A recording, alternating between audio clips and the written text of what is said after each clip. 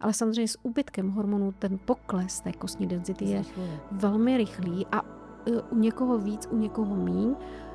Velmi záleží na genetické nějaké predispozici, takže tam, kde maminka, babička měly osteoporózu, tak by ženy měly velmi zpozornět, ale druhým takovým znakem je váha.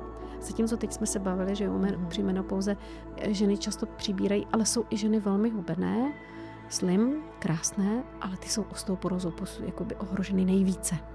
Protože ty tlustější ženy si v tukové tkáni přece jenom nějaké hormony trošku vyrobí, takže ta osteopenie nenastupuje tak rychle.